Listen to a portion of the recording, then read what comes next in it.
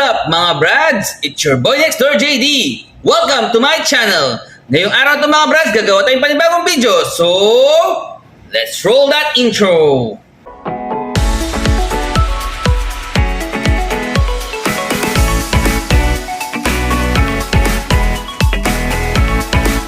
And yes mga brads, it's summer again and again. Ngayong araw na ito mga brads, pag-uusapan natin kung ano ang meron sa summer year 2022. Kung ano ang mga tourist spot na pwede natin puntahan, kung ano yung mga restrictions dito, at kung ano pa ang mga pwede mangyari sa summer 2022, lalo-lalo na sa ating mga chikiting or mga kabataan ngayong summer 2022. So, let's start this video mga brads. As the Philippines enter year 3 of battling the coronavirus pandemic, the government on February 7 started vaccinating children aged 5 to 11 against the deadly virus.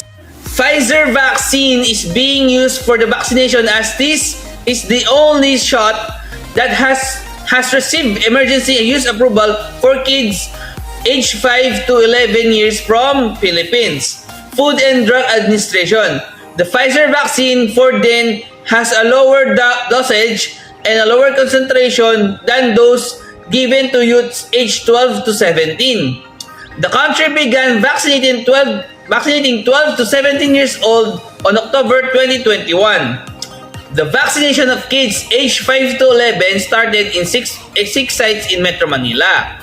Health Undersecretary Mirna Cabotaje, who also heads the Philippines National Vaccine Operation Center, said that the government aims to inoculate 15.5 million children aged 5 to 11 in the country. The DOH said that 69.2% of the reported COVID-19 cases among the pediatric group, those 17 years old and below, in January were children aged to 11. The contribution of children 0 to 11 years old in the total pediatric cases is higher during the Omicron wave compared to Delta cases. Among the 0-11 age group comprised an average 56% of the total pediatric cases in September and this climbed up to 69.2% in January, the DOH said. The recent surge in cases driven by the highly transmissible Omicron variant saw infections increase among all age groups with 18 to 59 years old, seeing the biggest climb followed by kids aged less than 5 and then 5 to 11 years old. Though the cases have been declining for the past few days, daily infections are still higher than was being reported before Omicron surge happened. The Philippines is now under moderate risk case classification. The country was placed under critical risk status on January 10 due to rising COVID-19 cases on January 15. It saw its highest daily COVID-19 cases at 39,004 cases. So bakit natin tinakil ito mga brads? Dahil ngayong summer kasi usually ito yung time na nag-announce si DepEd ng limited face-to-face classes among children na usually magte-take ng school 2021 to 2022. So ang target nila is by the end of the month or start first week of March makapag face-to-face classes na kahit na limited lang. Kahit siguro mga 50% mga ganun. Alam naman natin na hindi na namimili si COVID ng papasukan kahit na mga bata ay nagkakasakit dahil sa COVID. So, as much as possible, gusto ng national government na kahit paano maging fully vaccinated ang mga kabataan o yung mga anak natin, mga kapatid natin na papasok sa eskwelahan. Dahil hindi natin alam kung ano ba mangyayari or kung mag-mutate pa si COVID-19 virus. So, yung mga brads.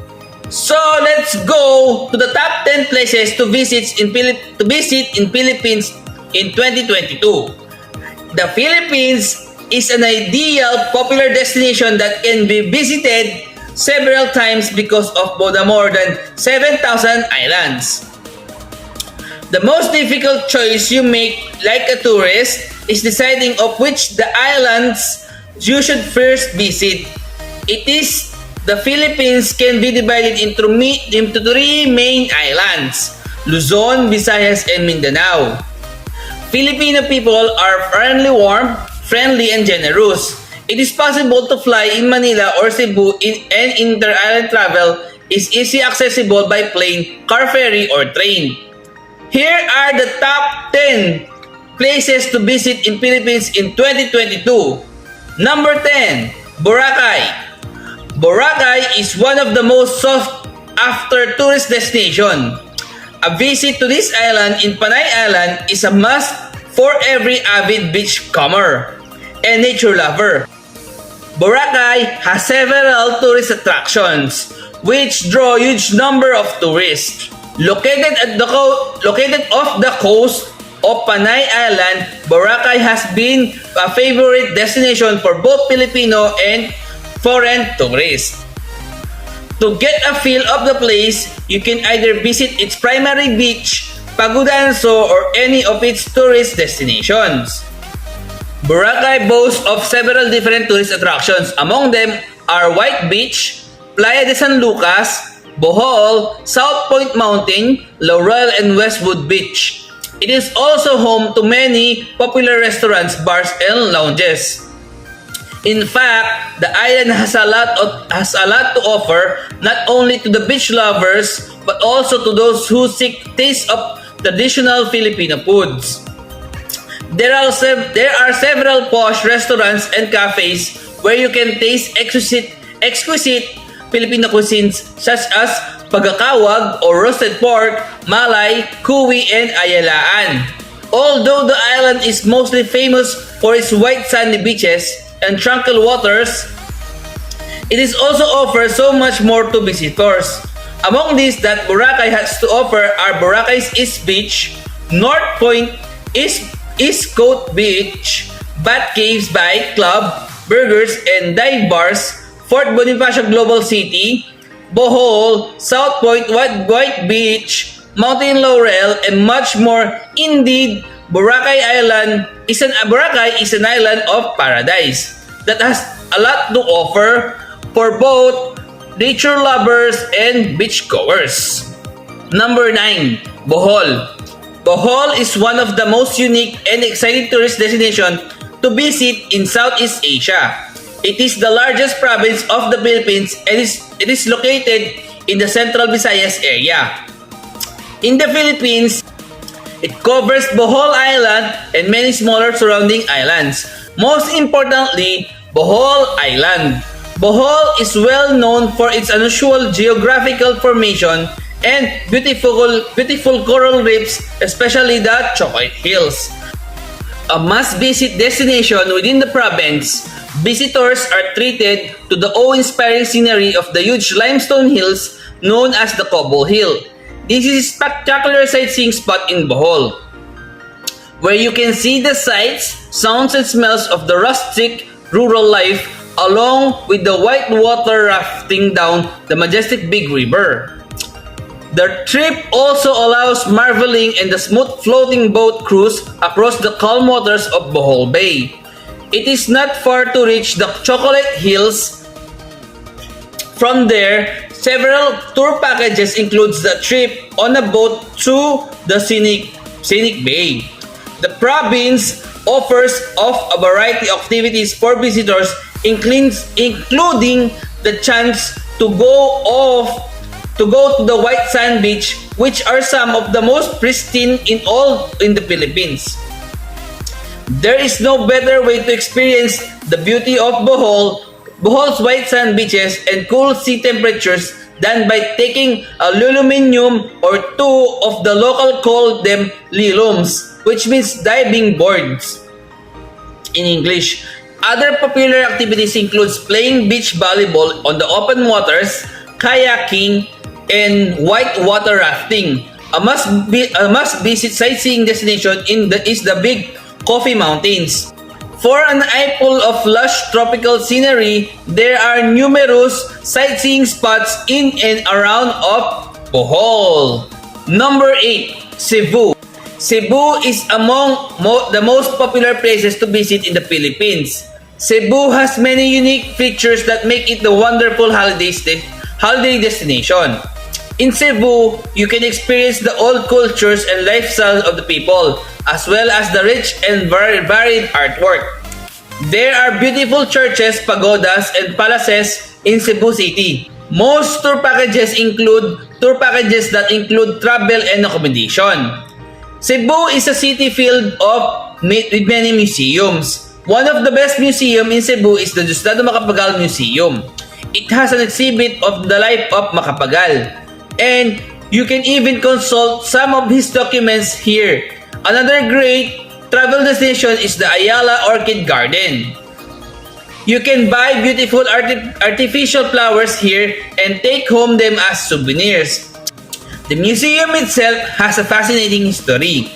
If you want to experience the old Cebu culture, you should travel to the southern part of Cebu. Many old Cebuano villages have museums where you can learn about Cebuano history. This is also a good destination for nature lovers. Aside from travel packages, many Cebu tour packages will allow you to visit different tourist spots in Cebu. Number 7, Banawe. Banawe is located in the eastern part of the main island. This city is located on a plateau in the mountains of Panay Island and has a wide sandy coastline in a central highland area surrounded by hills. The most important attractions in Banawe are the National Park, National Museum, and the Banawe City Museum that showcase history of the place. It has a wide range of accommodation options ranging from big hotels and resorts, guest houses, and camping sites to budget motels. The most popular travel destination in the Philippines is the island of Banawe. Banawe is home to indigenous tribes of the Philippines, as well as a large community of Chinese and foreign tourists. Banawe is also known for its cuisine that includes seafood, vegetables, and fresh meat. Tourists can enjoy some of the finest culinary delights in Banawe while exploring the island's many historical sites. Number 6, Vigan. Vigan is one of the most visited tourist destinations in the Philippines. The name itself defines the entire island. It means in the shape of a palm. This description perfectly fits Vigan's impressive palm tree-lined coastline. The town has a long history that traces back to the Spanish colonists and the start of the Filipino occupation in the 15th century. Vigan is undoubtedly one of the most visited tourist destinations in the Philippines. It is known for its white beach and other natural wonders. It is also famous for the Manila high tide, the largest of the 4 tropical storms in the Philippines, a sight that is unforgettable for each passing minute. Vigan also holds many attractions other than the white beach. One can go scuba diving, visit the marine monuments, visit the old Chinatown, and eat traditional Filipino meals at stall seats along the shores of Vigan Bay. The island is also known as an astounding location for weddings because of its unbroken rows of exquisite whitewashed rice fields. Its waterfalls and its surrounding islands, Vigan should be considered as an authentic travel destination even though it is situated on an island. Its long history and interesting culture make it a perfect place for the holiday itself. Number 5, Manila. Manila is one of the top tourist spot destination in Asia. Manila is a spectacularly interesting city situated in the shores of Manila Bay. Providing a wide range of attractions for tourists, Manila has a dense population. Hence, you will not able to see too many attractions at one time. In addition to that, Manila has a lot to offer to cultural enthusiasts. Manila Bonifacio Global City is known as the culture hub of metropolitan Manila. It is home to numerous attractions such as San Lorenzo Museum and the Philippine Congress. The Tugao Museum and the St. Lorenzo Museum are also worth visiting. These museums are extension of the city's rich history. Other attractions include St. Lorenzo Museum, Taal Volcano, Ayala Orchid Garden, Deccan Gymnophorpic Park, the National Museum, Manila Zoological Garden, San Lorenzo Church, and Bonifacio Restaurant. Number 4, Tagaytay. Tagaytay is one of the most popular places to visit in the Philippines. It is known for its cool climate, white sandy beaches, and beautiful sunrise and sunset. It sits proudly on the slope above Taal Volcano, an active dormant volcano surrounded by emerald waters. It overlooks the area. People's Park in the sky completes a former presidential palace. Tourist attractions, Picnic Grove, a recreational area, is also located nearby. Tagaytay City is the capital of the province of Cavite Province and is well known for its tropical weather. The cool climate here makes it ideal for both tourism and lifestyle. Tagaytay has the only underwater terrain forest all over the world. The Singharaja Orchid Garden. This garden is well known as the Philippines' own natural Switzerland. Tourist attraction Lighthouse Square and its adjacent observation deck, the high tide, are also worth visiting. Number 3, Mindoro. Mindoro is a beautiful island located in the southern part of the Philippines. That is an integral part of tourism and adventure activities in the country. It has lots of natural and man-made attractions and activities for tourists and adventure lovers. Tourist attraction Mindoro includes many places of interest and it's perfect for holiday or vacation destination where you can enjoy water sports, jungle tours, and trekking, boating, biking, and etc. The Mindoro Island was a small fishing village that has now turned into a luxurious vacation spot offering the most magnificent view of nature. The majestic mountains of Mindoro, the island is surrounded by the pristine waters of Manila Bay and the Mindanao Sea. It has been endowed with several tourist attractions such as beautiful beaches, beautiful Oriental Mindoro tourist spots, and many more. Number 2, Palawan. A trip to Palawan, the largest of the Balinese island, it is a great way to experience what life in the Philippines can offer.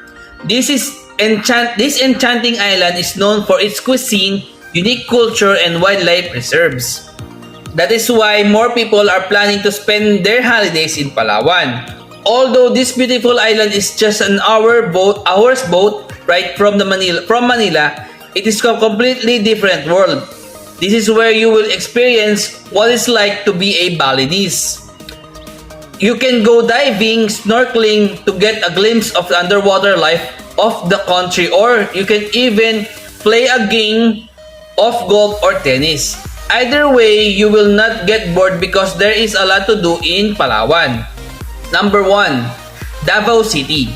To see a city that is different outside of Manila, let's go to Davao City, which has a huge urban regions.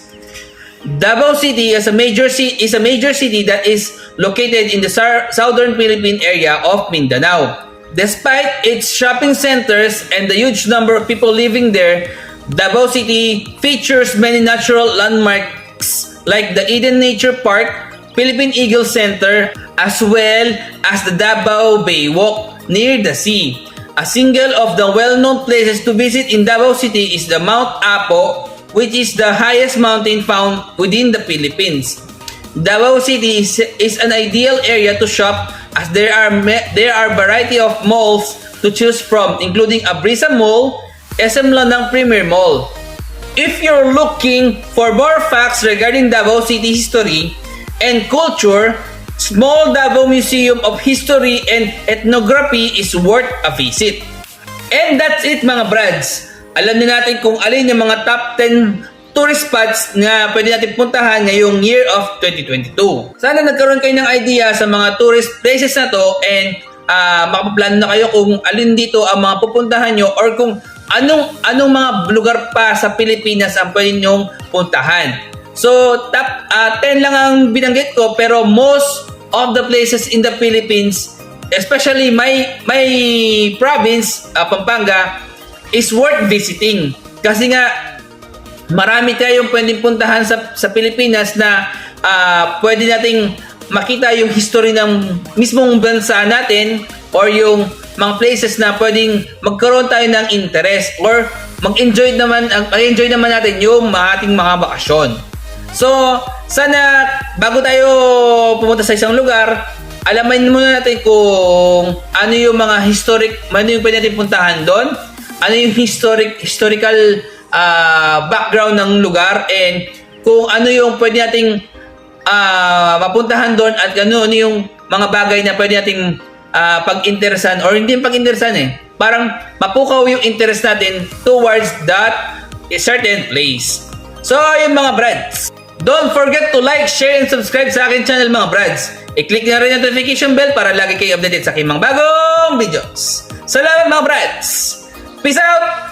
Salute!